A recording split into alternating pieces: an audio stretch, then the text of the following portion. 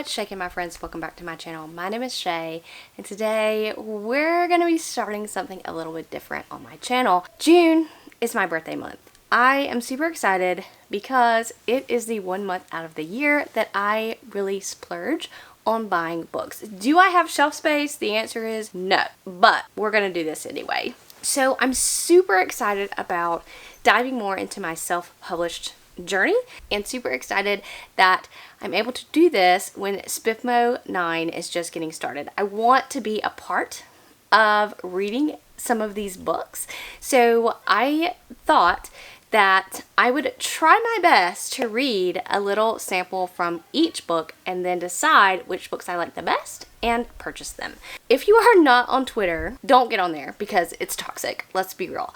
But if you're already on there and you're not following the author Stephen William Hanna, you should, because he is actually a contestant in SPFBO 9 with the first rule. I'll put the cover here, but he has been reading the first chapter of all of the books, and he has been doing just a comical breakdown of the books he likes and the books he's DNF'd. He's not naming any books that he's DNF'd, but it's really funny. He'll give you the reason why he DNF'd it, and some of them are very, very funny. So with that being said, I had the idea that with it being June, I want to purchase books. I want to purchase and help self-published authors. So I'm going to be sampling some of these books. I may not do a whole chapter of a book to see if I jive, to see if it's my writing style.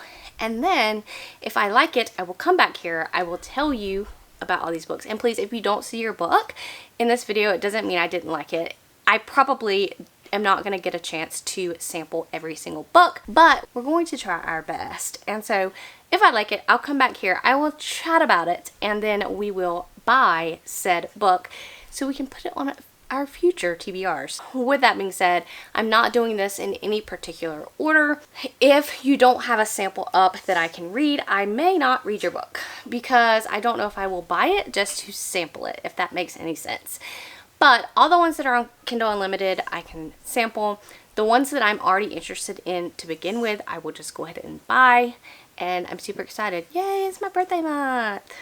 So stay tuned. You'll see me back in a minute talking about the first few books that I have liked and decided to purchase. So I have now read 10 first chapters of some SPFBO books. Let's talk about them. Well, spoiler, I didn't read full chapters all the way in some of them because let me tell you something, guys. If you have 30 to 40 page long chapters, I can't get down. It doesn't mean I didn't enjoy it. I just didn't read the entire thing because I'm trying to be short about things. But I do know from reading these first chapters of these 10 books, I am in trouble.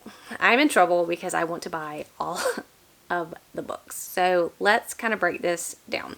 Out of the 10 I just read, 6 I would continue reading. Then I broke that down further and I purchased 3 of them physical. That's still a lot of books, and it's still a lot of, if I'm buying 3 out of every batch of 10 I read, that's a problem. So I don't know what to do, but let's jump into the ones that I read. First, I know that I talked about, I have notes here on my phone because when you're reading 10 first chapters of books, you have to take notes in some form, way, or fashion. So let's first start off by talking about the man that inspired what I'm doing here on the channel, and that's going to be The First Rule by Stephen William Hanna. And first of all, this is a gorgeous cover. Who does not agree that this is a gorgeous cover?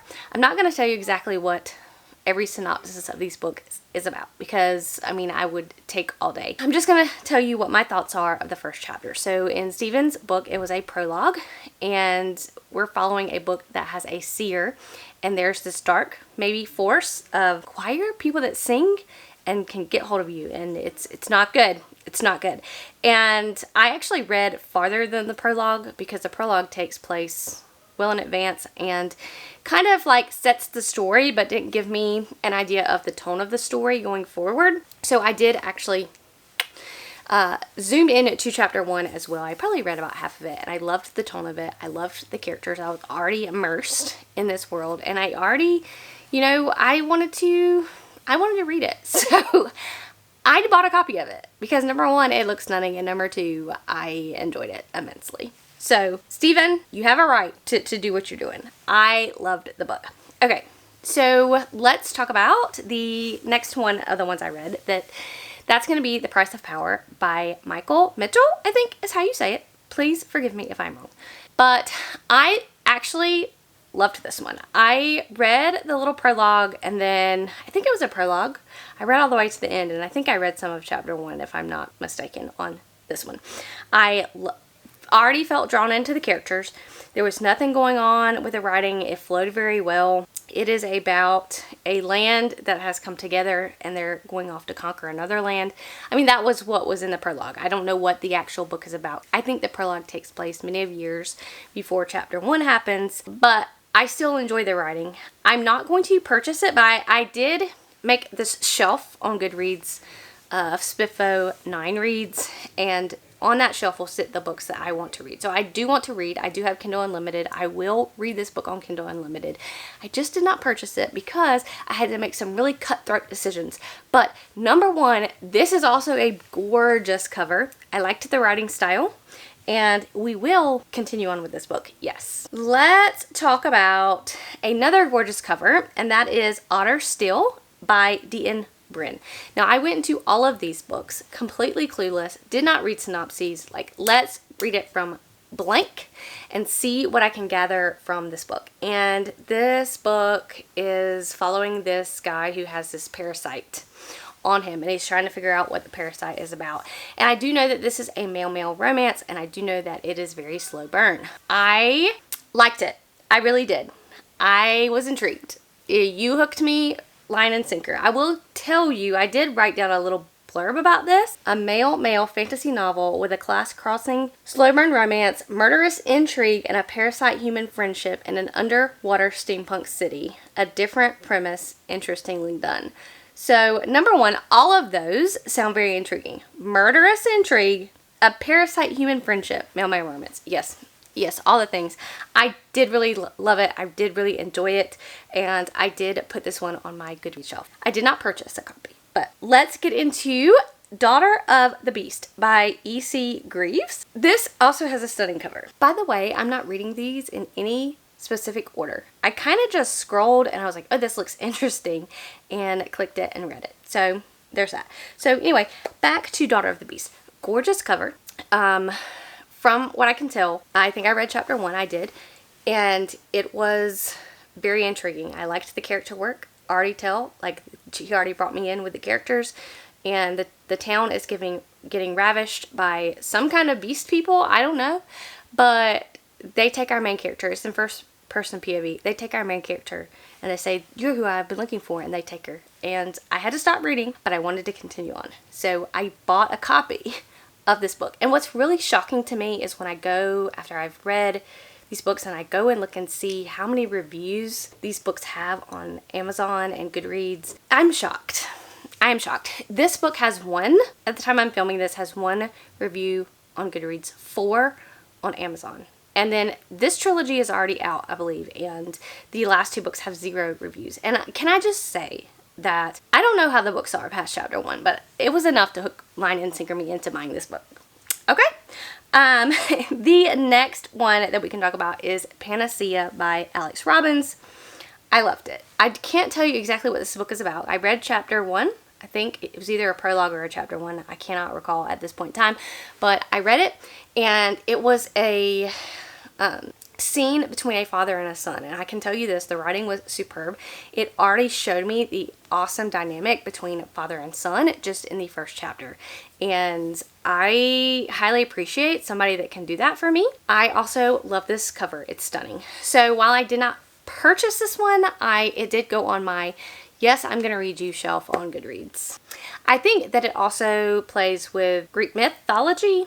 Correct me if I'm wrong, but I did enjoy it. So it did go on my want to read shelf. And the last book that I'm going to talk about today is going to be The Mountain of Souls by Marcus Lee.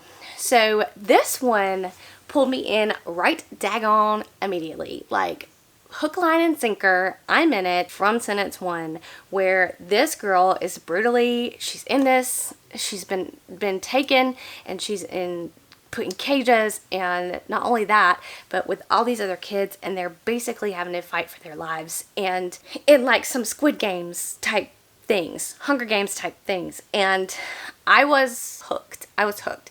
I don't know, something about that premise, and it's very dark. It's very darkly written. So I think that she's 14 going through this, so I'm very intrigued to see where it goes next. I purchased a copy, and I think this trilogy is also complete. So those are the 6 books that out of my 10 I read I wanted to continue on with. And let me tell you that I'm not going to mention the books that I'm not continuing on with, but a lot of the reason why I'm not continuing on with those books are simply because A, the writing style didn't jive with me, B, it read a lot younger than I typically like or enjoy, the voice of the characters I just couldn't jive with, or D, there were some grammatic things, specifically in one book, and I'm not going to mention it, but that literally every sentence had a dash in it. Like, I don't mind things like that, but I've even flipped ahead to see if the dashes got better, and it did not. So just FYI, that's just not something that I want to look at. Like, where every sentence has dash this, dash that, dash this, dash that. Of course, you can use them, but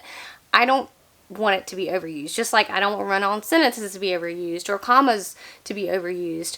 Those kinds of things. That kind of gets me. So that is how the first 10 went. And I'm kind of just really nervous about how the next 290 are going to go. Because I brought 3 books. I brought 3 books out of the first 10. And yeah. So it's bound to be a very interesting journey through these books. I will come back when I get done with my next 10 and tell you how it's going. Okay, I have returned because I have read 10 additional SPFBO contestants, which makes that 20 out of 300. And again, I'm still floored. I am shocked at the quality of books that I'm reading and the amount of books that I want to continue on with, if that makes any sense. So obviously, I don't have $2 million to buy everyone's books. I just don't. So I have Kindle Unlimited. I have made a Goodreads list of books that I want to read going forward that I've sampled. So there's that. But we're going to go through these 10 and kind of decide what we may purchase out of these 10. Just to recap, I did purchase 3 books from the last 10, and just if you don't believe me, here they are. Here is The First Rule by Stephen William Hanna. Here is Daughter of the Beast by E.C. Greaves. And here is The Mountain of Souls by Marcus Lee. I did purchase these 3, and I am very happy that I now have them to go on my shelf. Let's talk about the next 10 I read. I ended up liking 4 out of the 10 that I read. 4 that I wanted to continue on with that are going on my Goodreads SPFBO 9 shelf. Okay, the reason that I DNF'd some of the ones that I DNF'd in this batch is, number 1, if you're gonna have a sex scene in the first chapter, please don't make it cringy. Like, all the cringe, and I just couldn't. Also, there were some writing styles that did not jive with me, and also there was a book that literally we're introduced to the first character, we know his name, and literally, let's say his name is John, and instead of saying, you know, we introduced the name as John, and he said this, and he said this, John did this, John did that, John did this, John, and I couldn't. So definitely some editing issues there. Needed an editor for sure. Not to say the content may not have been good, I just could not get past the 5,000 uses of the man's first name instead of using other ways around that. So there were some writing style issues with the books that I did not finish. So let's talk about the books that I did finish. I did like. The first one is Imperfect Magic by C.N. Rowan. First of all, this book had such fantastic humor. You may not like humor in books, but I do. And this was my type of humor. So this reminds me of like some badass wizard. I don't even know if he is a wizard because I only read the first chapter. I did want to continue on though, but I was intrigued. This is a long series, so it's one that I want to read, but it's not one that I'm going to buy. It seems like it's like a paranormal series, but I see it and I thought it was good humor. The next one is The Gardens of Ash by Sarah Klein. I did actually keep going in this one. I read past chapter 1. I liked it. I love the writing, and there was kind of a mystery element in it. There are these tears that are opening up in this world that lead to other worlds, and I was intrigued by it. I liked the writing style. The next one was probably my favorite one of all the 10 that I read, and that's going to be Obsidian Awakening by Sienna Frost. The writing style was fantastic, and she made me care about the characters without using too much exposition. So 100%, that was probably my favorite one out of my batch that I read. I really liked it. I also liked the cover. And then I read The Briar Crown by, and I'm gonna butcher this name here, by Helen Rye Peters? I don't know. But I also liked this one. It was intriguing me. Of course, we're in a society where magic is forbidden and some people have magic. And even though it's not a unique premise, I felt the writing was good and I liked the characters and I would have continued on.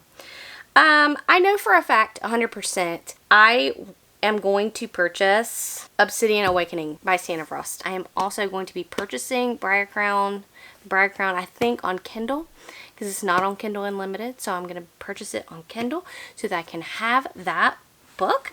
And I have these 3 lovely books, and good luck into the competition. And this, of course, I'm going to sign off on this video now, and this, of course, is something that I'm going to be continuing to do going forward. So if you want to know if your book or if any other book is in the books I liked the first chapter of, just stay tuned, because I have 280 left to go. And I'm here to tell you guys that these authors are coming for SPFBO 9. I mean, they are giving me all the feels.